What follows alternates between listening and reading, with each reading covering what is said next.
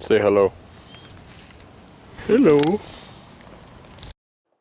Hey guys, so I'm going to try to record my first voiceover.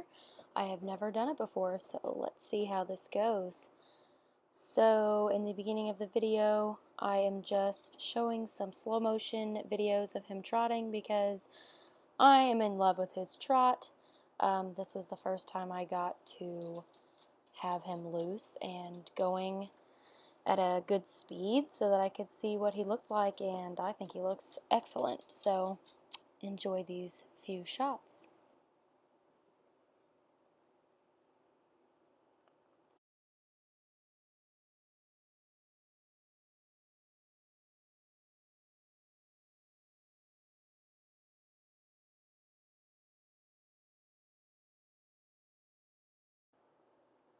Alright, so here I'm just showing in the beginning what I did before tacking him up fully.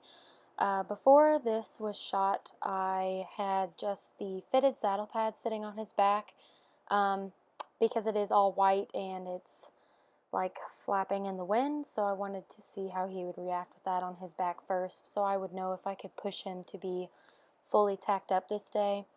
I was pretty determined to do it, but I just set the saddle loosely on his back and let him feel that out. Here I'm going to go ahead and fully tack him up. So yeah, that's what I'm doing here.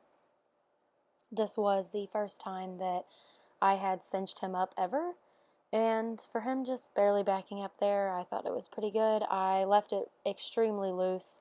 I didn't want to cause him to become cinchy later on, like bloating up his stomach or not liking it. So yeah, I took it slow. And here I'm just teaching him some reining from the ground to see how he reacts with it. This was the third or fourth time that I did that. And here is a small clip of a ladybug that I found on him. I thought it was hilarious, but I'm also thinking that I'm always funny, so. Here I was just trying to see how he would back. He did pretty well.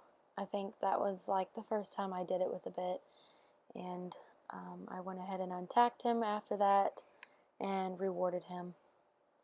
Here was the first time I was free jumping him ever at my grandpa's house. There's a lot more room and it's all fenced in so that it's really easy for me to do this. I thought he did pretty well. He always went straight for the jump. He wasn't scared of it or anything, so I decided to go ahead and push him to the bigger jump, and I think he did really well. I was pretty happy. I really like that he fit in this extra little stride even though he got insanely close to the jump, but he made it anyways. I just thought that was really smart of him to be doing that.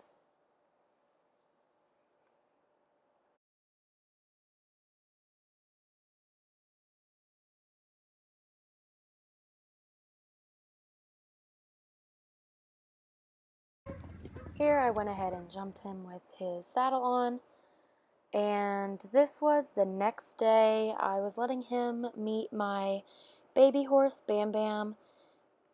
He is in a couple of my other clips, but they got along really well, and that was pretty much all the excitement was him sniffing his behind. Bam Bam felt felt pretty good being out.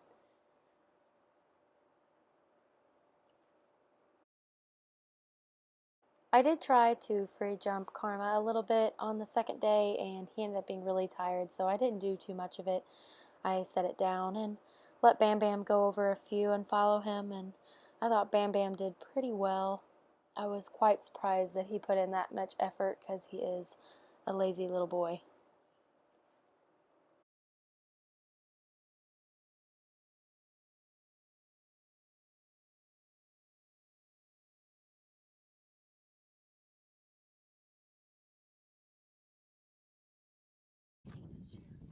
So here was that same day. My friend Kim came to help me out.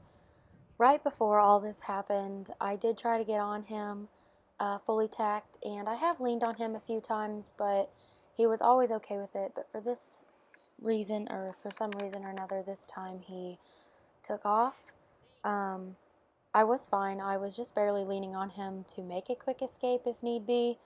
I found out that he was just really scared of the noises the saddle would make, so I did 5 minutes of banging on the saddle until he was fine with that and throwing a lead rope on him and around his legs. And then I moved on to this, where I'm doing this funky dance on the chair just to get him less scared of me getting on him. Yeah, so that took a little while. Before this was edited, this video took about 30 minutes right here, this whole clip. It was a very long process to get him to finally stand, so it will take a little bit of dedication to get a young horse to do what you want them to do, for lack of words. Scared of this side than the other side.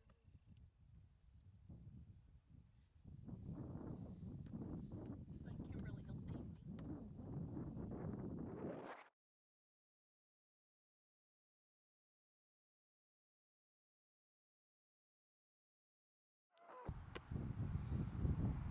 Base go. Just. There you go. Whoa.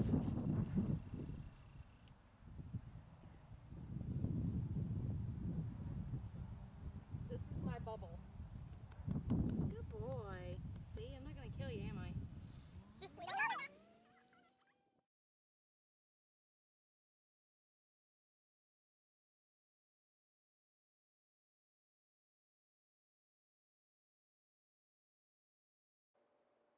Persistence is key in this process also. I did have to move the chair several times, as you saw.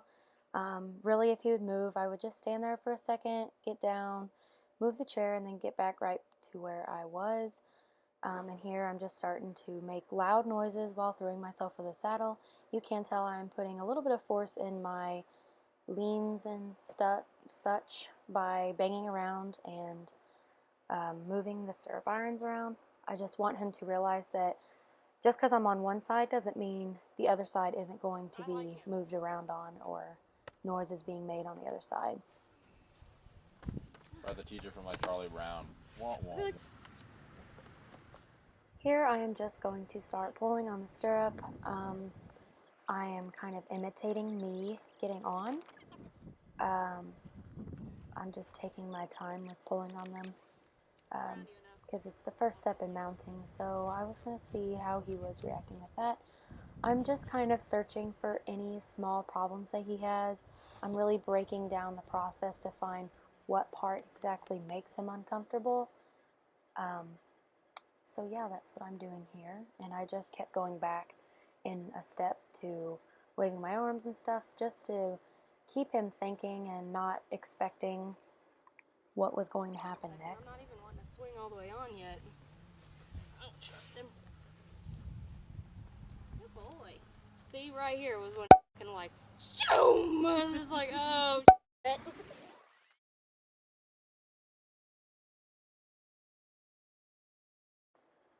Here I'm just getting back to starting to lean on, and if you did hear me, I did say I do not trust him, and you really can't trust a horse at his age. Cam cracked me up right there.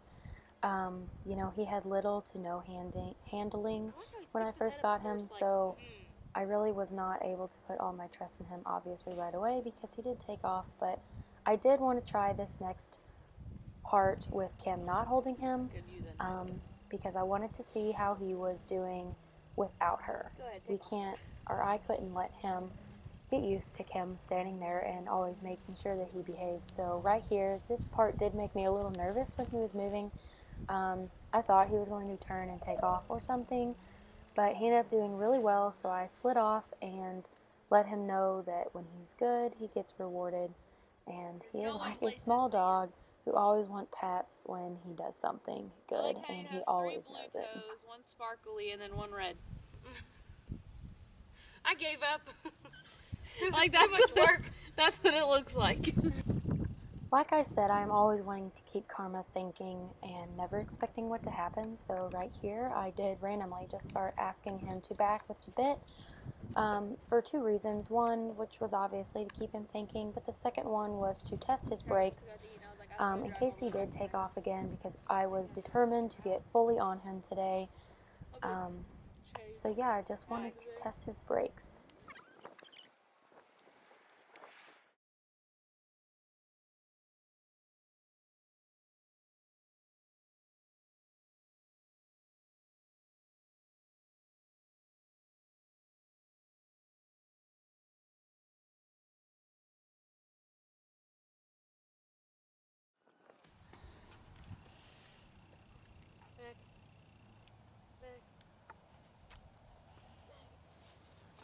Right here, I am just asking him to back from me being on his back. I knew it would throw him for a loop. He wasn't really expecting that at all, and he did hesitate a little bit, but I think he did overall pretty well. He's leaning back, checking out what I'm doing at all times. He is such a character, I swear. So this video was getting a little long, so I just went ahead and stopped it right here. Basically what happened after this is I laid myself over him and my boyfriend led me around. That's pretty much all that happened the rest of that day. If you read the description in my last video, I am having some problems with my Mac. I ended up just having to get a new one, and it took a while to get everything transferred over and set back up to where I was at this point. These are just clips in my next video. It's basically just the next step that I took to be able to fully get on and start writing Karma and feel confident that nothing was going to happen. So stay tuned, and I will probably be posting these videos at the same time because I did get a Mac desktop. So I have to lug this thing around to be able to upload them because I do not have Wi-Fi at my house. So stay tuned, guys, and I hope you enjoyed this video.